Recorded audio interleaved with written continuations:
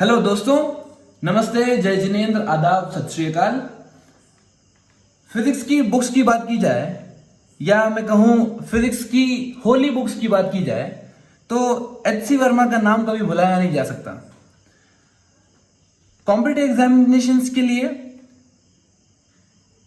Objective questions आना बहुत ज्यादा जरूरी है। आपको जितनी न्यूमेरिकल अप्रोच होगी, जितने फास्ट कैलकुलेशंस करेंगे, जितने करेक्ट आंसर लेके आएंगे प्रिसीजन के साथ, उतना ज्यादा आप स्कोर कर सकते हैं, राइट। तो थ्योरी के साथ साथ आपको न्यूमेरिकल की प्रैक्टिस भी बहुत ज्यादा जरूरी है और ये प्रैक्टिस कराने के लिए मैं आपकी मदद करूंगा, क्योंकि आपके सिलेक्शन की जिम्मेदारी मैंने उठा रखी है।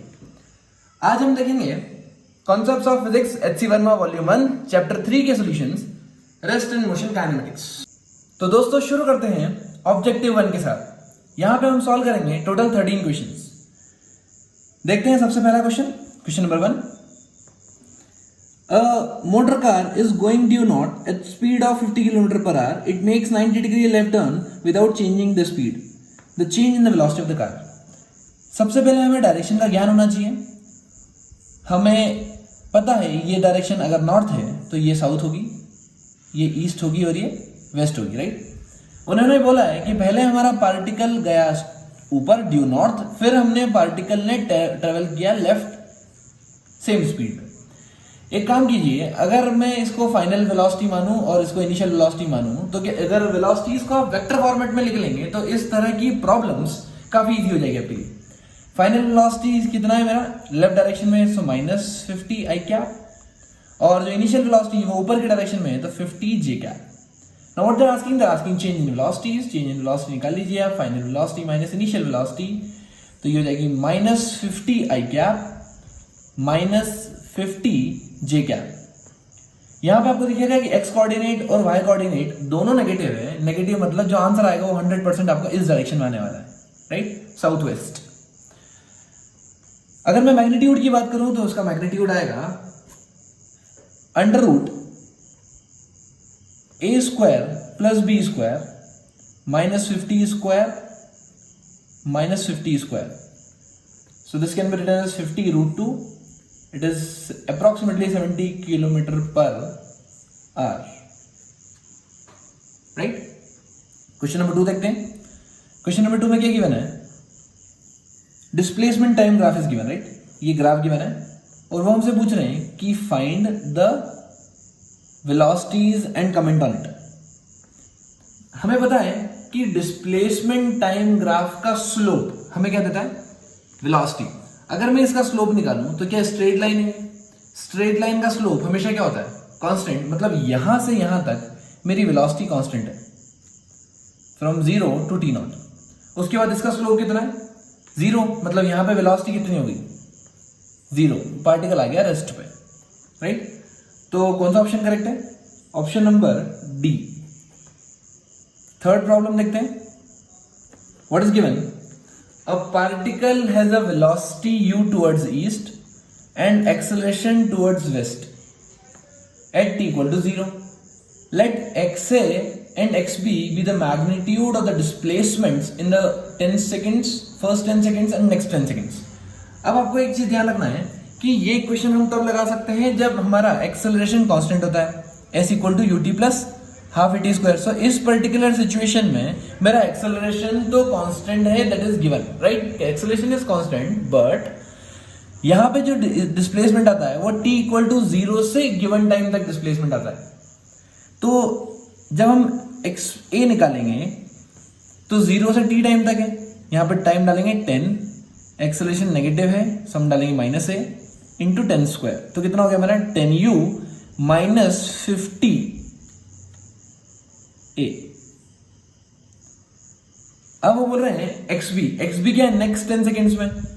तो displacement up to 20 second minus displacement up to 10 second, क्या ये xb के बराबर होगा? तो यहां पे हम वैल्यू डालते हैं t की, तो कितना आ जाएगा 20 इंटू u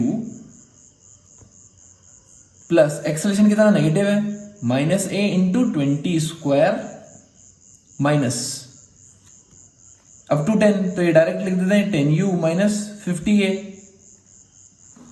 ये कितना हो जाएगा हमारा 20u माइनस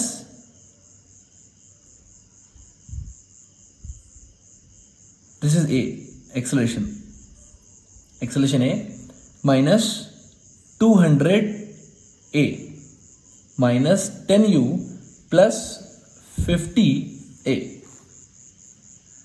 इसको सॉल्व करेंगे तो कितना आएगा 10u माइनस 150 ए। ठीक है, अब वो पूछ रहे हैं इसको कंपेयर करना है एक्स बी और एक्स ए को। देखो हमारे पास कितनी इक्वेशन आई है, दो इक्वेशंस, इक्वेशन 2 इक्वेशन 1। अगर मुझे दो इक्वेशन सॉल्व करना है तो दो वेरिएबल्स से ज्यादा नहीं हो सकते। दो वेरिएबल्स के लिए दो इक्वेशन चाहिए, तीन वेरिएबल्स के लिए तीन इक्वेशन चाहिए। यहां पर वेरिएबल तो हमारे पास ज्यादा है, इसका मतलब ये इक्वेशन हम सॉल्व नहीं कर सकते। It means the data is insufficient. और एक चीज हमेशा ध्यान रखना, अगर एक्सेलरेशन और वेलोसिटीज अलग अलग डायरेक्शन में है तो पार्टिकल क्या करता है, एक पॉइंट पे रेस्ट पे आके अपनी मोशन वापस चेंज कर लेता है, तब डिस्प्लेसमेंट निकालना बड़ा डिफिकल्ट हो जाता है हमारे लिए, राइट। नाउ नेक्स्ट प्रॉब्लम देखते हैं क्या गिवन है नेक्स्ट प्रॉब्लम में।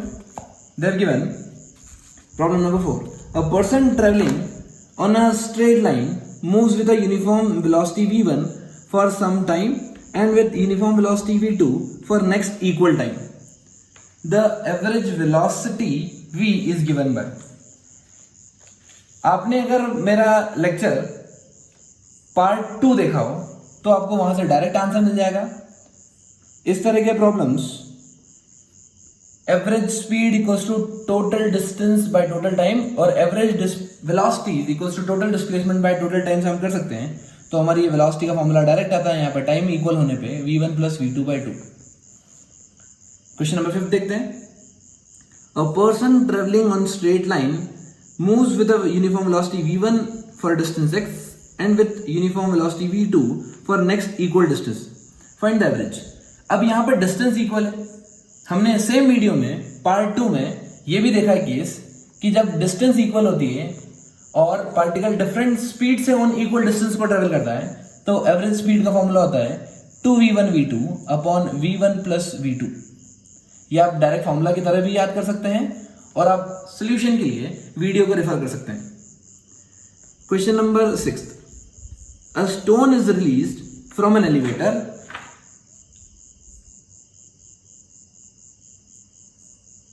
Going up with acceleration a। The acceleration of the stone after releases। देखो ध्यान से, अगर आपने पार्ट 7 वाला वीडियो देखा हो उसमें मैंने बैलून पैराशूट प्रॉब्लम कराया था और मैंने आपको बोला था ऐसे केसेस में जब मेरा ऑब्जर्वर खुद मूव कर रहा हो या जो पार्टिकल फेंकने वाला बंदा है वो खुद मूव कर रहा हो तो उसकी वेलोसिटी पार्टिकल में ट्रांसफर हो जाती है लेकिन उसका एक्सेलरेशन ट्रांसफर नहीं होता। इसका मतलब एक्सेलरेशन अभी भी एक्सेलरेशन ड्यू टू ग्रेविटी ही रहेगा, राइट। सो 4th का आंसर ए ऑप्शन था, 5th का आंसर सी है और 6th का आंसर डी होगा, राइट। अब देखते हैं हम 7th problem. A person standing near the edge of the top of a building throws 2 ball A and B. A ball is thrown vertically upwards and B is thrown vertically downwards with the same speed. The ball A hits the ground with speed VA and ball B hits the ground with speed VB. अब हमको velocities compare करना है। देखिए आप, ये भी problem बहुत conceptual है और इजी भी है। उनने एक मान लीजिए एक बिल्डिंग ली और एक बिल्डिंग से एक पार्टिकल को ऐसे ड्रॉप कर दिया, ऊपर की तरफ थ्रो किया है और एक पार्टिकल को सेम हाइट से नीचे की तरफ थ्रो किया है सेम स्पीड से। वेलोसिटीज अलग है लेकिन स्पीड सेम। ध्यान से देखिए, ये पार्टिकल ऊपर जाके नीचे आएगा। अगर मैं u स्पीड से थ्रो करता हूं तो आते टाइम इसकी स्पीड कितनी होगी u और वेलोसिटी कितनी होगी -u। अब आप दोनों केस को कंपेयर कीजिए, यहां से ये भी u स्पीड से नीचे जा रहा है और ये भी u स्पीड से नीचे जा रहा है। अगर दोनों को सेम हाइट ट्रेवल करना है, सेम एक्सेलरेशन है, इसका मतलब अगर जो इनकी फाइनल वेलोसिटीज va vb मानता हूं तो वो दोनों भी क्या होगी, same. The only difference will come in the time कि इसको ऊपर जाके नीचे आने में ज्यादा टाइम लगेगा in comparison to this body. तो हमारा 7th का आंसर हो गया सी ऑप्शन। क्वेश्चन नंबर 8 देखते हैं। a projectile motion, in a projectile motion the velocity. हमें पता है प्रोजेक्टाइल मोशन क्या होता है. एक पार्टिकल को मैं u स्पीड से थ्रो करता हूं तो वो कुछ पैराबोलिक पाथ ट्रेवल करता है ऐसे, राइट. वेलोसिटी हर पॉइंट पे चेंज होती रहती है, लेकिन जो एक्सेलरेशन है वो through out the motion constant होता है. तो अब यहां पे अगर वेलोसिटी ड्रॉ करूं और एक्सेलरेशन ड्रॉ करूं तो उनका एंगल ऐसा है. Velocity is always tangent to the path. अगर मैं टॉप मोस्ट पॉइंट पे वेलोसिटी बताऊं तो वेलोसिटी कितनी होती है, u cos थीटा, और एक्सेलरेशन अभी भी g होता है. तो थ्रू आउट द मोशन सिर्फ एक ही ऐसा पॉइंट आता है जहां पे वेलोसिटी और एक्सेलरेशन क्या होते हैं, म्यूचुअली परपेंडिकुलर. तो हमारा आंसर 8 का सी ऑप्शन होगा, राइट. चलिए 9th प्रॉब्लम देखते हैं.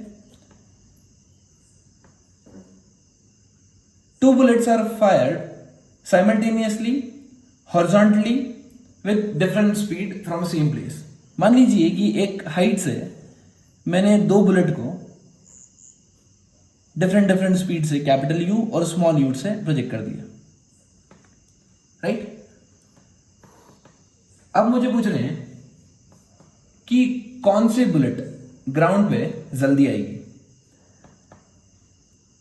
हमें डिस्प्लेसमेंट, अगर मैं इसका h मानूं तो डिस्प्लेसमेंट दोनों बुलेट के लिए -h है, वाई डायरेक्शन में. हम वाई डायरेक्शन बात कर रहे हैं. s equal to u t plus half a t square. किस डायरेक्शन में, वाई डायरेक्शन में. अब ध्यान से देखिए, डिस्प्लेसमेंट वाई डायरेक्शन में दोनों का सेम है. इनिशियल वेलोसिटी वाई डायरेक्शन में, इसकी x डायरेक्शन में कैपिटल U है, वाई डायरेक्शन में 0 है. इसकी x डायरेक्शन में -u है और y डायरेक्शन में 0 है. इसका मतलब y डायरेक्शन में दोनों की वेलोसिटीज भी क्या है, सेम. एक्सेलरेशन तो बचपन से ही सेम है. इसका मतलब जो टाइम आएगा हमारा वो भी क्या आएगा, same. It means both the particle will come to the ground simultaneously. तो हमारा करेक्ट ऑप्शन हो गया ऑप्शन सी. अब हम देखते हैं 10th प्रॉब्लम. The range of a projectile fired at an angle 15 degree is 50 metre. If it is fired with the same speed at an angle of 45 degree, the range will be. एक चीज आपको यहां पे ध्यान रखना है, जब मैं प्रोजेक्टाइल मोशन लेता हूं तो जैसे जैसे मैं एंगल ऑफ प्रोजेक्शन बढ़ाते जाता हूं मेरा रेंज बढ़ते जाता है up to an angle of 45 degree, up to an angle of 45 degree. लेकिन 45 डिग्री से जैसे ही बियॉन्ड जाता हूं मैं, तब मेरी रेंज वापस घटना स्टार्ट कर देती है. इसका मतलब जो भी रेंज आती है वो मैक्सिमम आती है कब, 45 डिग्री पे. अब उन्होंने क्या गिवन है, जब थीटा 15 डिग्री है तो रेंज आ रही है मेरी 50. जब थीटा 45 होगा, थीटा जब मेरा 45 होगा तो वो पूछ रहा रेंज. थोड़ा सा कॉमन सेंस लगाइए, क्या आंसर मेरा 50 से ज्यादा आना चाहिए. अगर आप ऑप्शन चेक करें तो 50 से ज्यादा सिर्फ एक ही ऑप्शन है, दैट इज 100 मीटर, राइट. तो यहां पे हमारा आंसर डी. सिर्फ कॉमन सेंस लगाओ, सॉल्व करने की भी जरूरत नहीं होती कई क्वेश्चंस को, राइट. और फिर भी अगर आपको सॉल्व करना है तो रेंज का फॉर्मूला आपको पता ही है, R equals to U square sine 2 theta by ji.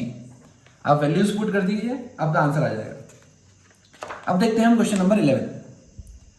Question number 11 में गिवन है, two projectiles A and B are projected at an angle of 15 degree for the projectile A and 45 degree for the projectile B. If RA and RB are the horizontal range of the two projectiles. अभी आपको मैंने concept बताया कि अगर मैं particle को same speed से, ध्यान से सुनना, पार्टिकल को सेम स्पीड से थ्रो करूं तो मैक्सिमम होता है 45 डिग्री के केस में, राइट. बाकी सब केस में मैक्सिमम से कम होता है. अगर मैं सेम स्पीड से थ्रो करूं तो यहां पे प्रॉब्लम में गिवन है, they are throwing at different angle 15 degree and 45 degree, but they have not given any information regarding the speed. तो मैं कंपेयर नहीं कर सकता. इसका मतलब डेटा इनसफिशिएंट है. मेरा क्वेश्चन 11 का आंसर होगा D, the data is insufficient. Question number 12 देखते हैं. क्वेश्चन नंबर 12 में क्या है, a river is flowing from west to east. तो मैं एक रिवर बना लेता हूं, वेस्ट टू ईस्ट मतलब इस डायरेक्शन में फ्लो कर रही river, from west to east, west to east, ऐसे from west to east, right. Now at speed of 5 meter per minute, 5 meter per minute,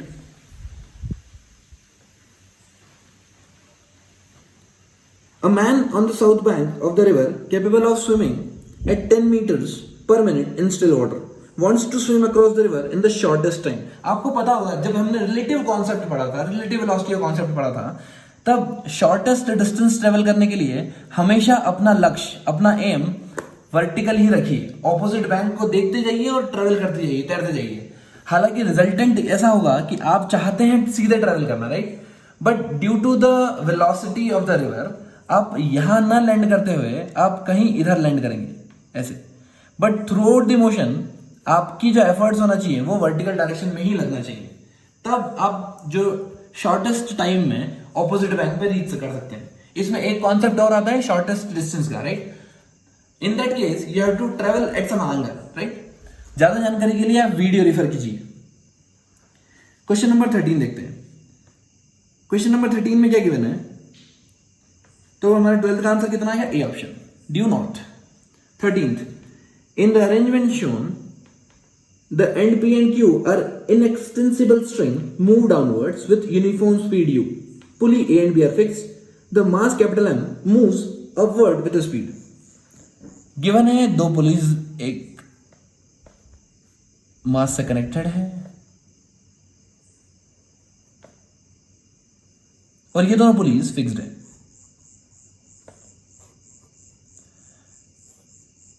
ये पॉइंट P u स्पीड से move कर रहा है, ये भी Q u स्पीड से move कर रहा है, राइट. दोनों पॉइंट u स्पीड से मूव कर रहे हैं. मैं मान लेता हूं ये जो मेरा ब्लॉक है ये कैपिटल V स्पीड से मूव कर रहा है ऊपर की तरफ. ये एंगल थीटा है, सिमेट्री से ये भी एंगल थीटा होगा. Now according to the constraint relation, अगर मैं कंस्ट्रेंट रिलेशन लगाता हूं तो कंस्ट्रेंट रिलेशन आपको कहता है the velocities along the thread should be same. Velocities along the thread should be same. अब देखिए ये वेलोसिटीज v है तो along the thread कितना हो जाएगा, इसका cos थीटा कंपोनेंट, तो ये कितना हो गया v cos थीटा. ये कंपोनेंट किस स्पीड से मूव कर रहा है, v cos थीटा. अगर स्ट्रिंग को टाइट रहना है और इसकी स्पीड अगर v है तो इसकी स्पीड भी कितनी होगी, v. Velocity along the string हमेशा सेम होनी चाहिए, राइट. अब देखिए अगर इसकी स्पीड u है गिवन है क्वेश्चन में, तो इसकी स्पीड भी u होगी, इसकी स्पीड भी u होगी. ये बोल रहा है कि इसकी स्पीड u है और यहां से हमारा कंस्टेंट रिलेशन से आया था कि इसकी स्पीड v cos थीटा है. इसका मतलब दोनों के इक्वेट कर सकते हैं हम, u is equal to v cos theta. तो मेरा आंसर आ गया u by cos theta equal to velocity of the capital M block in the upward direction. आप यहाँ पे एक क्वेश्चन रेज कर सकते हैं कि आपने इस साइड का इफेक्ट कंसिडर क्यों नहीं किया. जब भी हम कंस्ट्रेंट रिलेशन लगाते हैं तो कोई भी एक साइड ही लगाओ तो हमारा कंस्ट्रेंट काम कर जाता है, राइट. आपको दोनों साइड का नेट इफेक्ट लेने की कोई जरूरत नहीं है, वरना आपका आंसर गलत आ जाएगा, ठीक है.